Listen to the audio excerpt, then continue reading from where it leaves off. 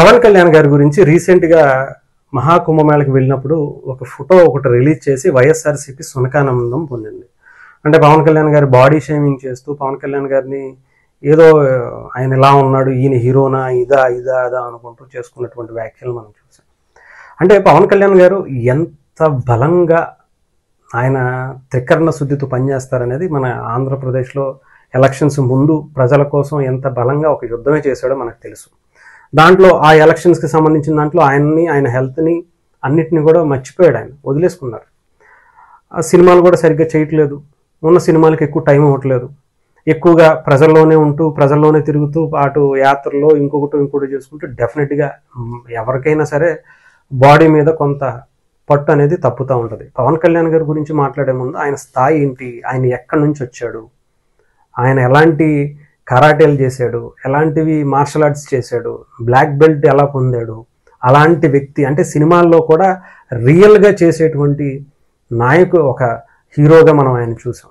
అలాంటి వ్యక్తి ఇప్పుడు ఎలా వచ్చిన తర్వాత ఆయన ఎందుకు అలా ఉండిపోతాడు అనేది కొంచెం ఆలోచించి మాట్లాడుకోవాలి. ప్రతిదాన్ని రాజకీయంగా బాడీ షేమింగ్ చేసి సునకానందం పొందడం వైఎస్ఆర్సీపీకే ఉంటుంది అనుకోండి.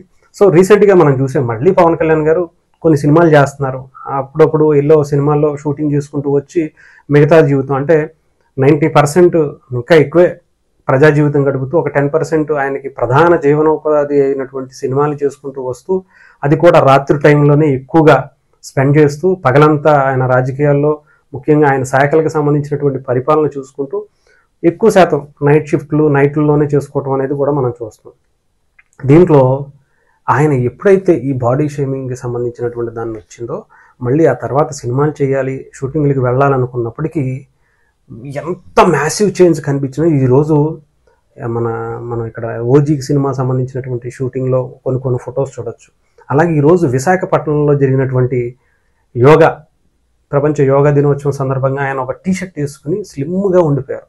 ఇంత ఫాస్ట్గా 1 monthలోనే ఇంత చేంజెస్ ఎలాగా, ఆయన పొట్ట తగ్గిపోయింది, బాడీ అంతా కూడా మళ్ళీ సన్నబడిపోయారు.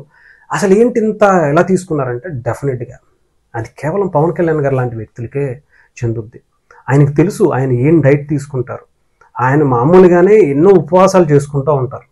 అలాంటిది ఆయన బాడీ మీద చాలా పట్టు ఎక్కువ.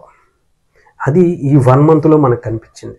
ఒక బలమైనటువంటి సంకల్పంతో ఆయన పనిచేస్తే రిజల్ట్ ఎలా ఉంటుందో ఆంధ్రప్రదేశ్ పరిపాలనలో చూసాం. ఆయన బాడీకి సంబంధించినటువంటి ఆయన స్ట్రెంగ్త్ని ఈరోజు ఎవరైతే క్వశ్చన్ చేశాడో వాళ్ళ నోళ్ళని మూత పడేలాగా పవన్ కళ్యాణ్ గారు మళ్ళీ 1 monthలో జగన్మోహన్ రెడ్డి గారిని ఒక్కసారి ట్రై చేసి చూడమని. 1 monthలో ఆయన జీవితంలో 1 month అలా చేయడానికి అవుతుందేమో అని. అసలు పవన్ కళ్యాణ్ గారికి ఆయనకి పోలిక ఏంటిలే కానీ అసలు చెప్తున్నాను. కాకపోతే అంటే ప్రతిదానికి ఏదో కంపేర్ చేసుకుంటూ ఉంటాడు కదా, కంపేర్ చేసుకుంటూ ఉంటారు వాళ్ళు కూడా వైఎస్ఆర్సీపీకి సంబంధించిన వాళ్ళు. పవన్ కళ్యాణ్ గారి లాంటి వ్యక్తిత్వం, పవన్ కళ్యాణ్ గారి లాగా ఒక్క రోజైనా సరే బ్రతికి చూపించమని చెప్పండి.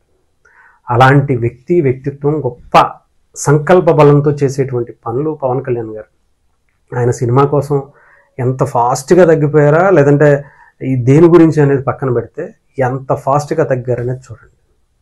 అంటే దీనికి ఎవరికో సమాధానం చెప్పడానికి కాదు, ఆయన ఫస్ట్ నుంచి ఆయన వ్యక్తిత్వం అలాంటిదే. ఆయన ఎప్పుడూ కూడా భారీగా లావ్ అయిపోయింది లేదు. నాకు తెలిసి ఆయన ఇన్ని సంవత్సరాల దాదాపు 25 ఏళ్ళు అవుతుంది అనుకుంటా ఆయన సినిమాలు మొదలుపెట్టి.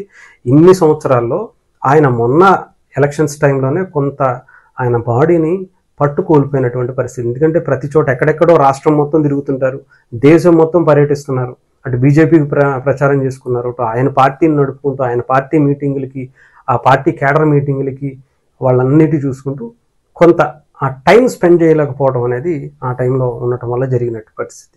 దానికి కూడా వీళ్ళు అంటే సినిమా షూటింగ్లు అయితే వీళ్ళకి అంటే పవన్ కళ్యాణ్ గారు సినిమాల్లో హీరో కానీ నిజ జీవితంలో కూడా సూపర్ హీరో అనాలి, రియల్ హీరో అనాలి.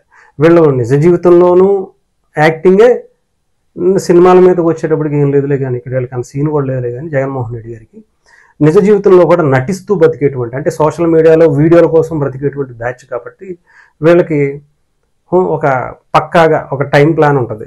ఇక్కడ లేపుతాం, ఇక్కడ కూర్చుంటాం, ఒకడు వస్తాడు, ముద్దు పెడతాం, ఇవన్నీ ఇలాగ ఉంటాయి కాబట్టి వాళ్ళకి ఇది పక్కాగా అవలంబిస్తూ చేయగలిగేటువంటి పరిస్థితి. అంటే న్యాచురల్గా ఉండేటువంటి పవన్ కళ్యాణ్ గారు లాంటి నాయకుడికి డెఫినెట్గా ఇవి కొంచెం అటు ఇటుగా ఉన్నా కానీ ఒక బలమైనటువంటి సంకల్పంతో చేసేటువంటి పనులు ఉంటాయి కాబట్టి వాటిల్లో ప్రజలు చూసింది పవన్ కళ్యాణ్ గారిని, ఆయన గుండెల్లో ఉండేటువంటి ప్రేమని, నిష్కల్మషంగా పనిచేసేటువంటి ఆయన బాధ్యతతో పనిచేసేటువంటి వ్యక్తిత్వం, ప్రజల కోసం ఆయన పడేటువంటి తపన ఇదే చూస్తారు తప్ప ఆయన లావుగా ఉన్నారా, సన్నగా ఉన్నారా, ఇంకొక రంగా ఉన్నారా, ఇది చేస్తున్నారా, అది చేస్తున్నారా అని కాదు. ఆయన ఎంతమంది జీవితాలను నిలబెట్టాడు, ఎంతమందికి ఆయన సేవా కార్యక్రమాల ద్వారా ఎన్ని కోట్ల రూపాయలు ఇచ్చాడు, కౌలు రైతులకి ఎంతమందికి ఆదుకున్నాడు, ఎంతమందికి ఆయన సహాయం చేశాడు, ఎంతమంది ఆయన పార్టీకి సంబంధించినటువంటి కార్యకర్తలు చనిపోతే వాళ్ళకి డబ్బులు ఇచ్చి ఆదుకున్నాడు. ఇవన్నీ చూసుకోండి.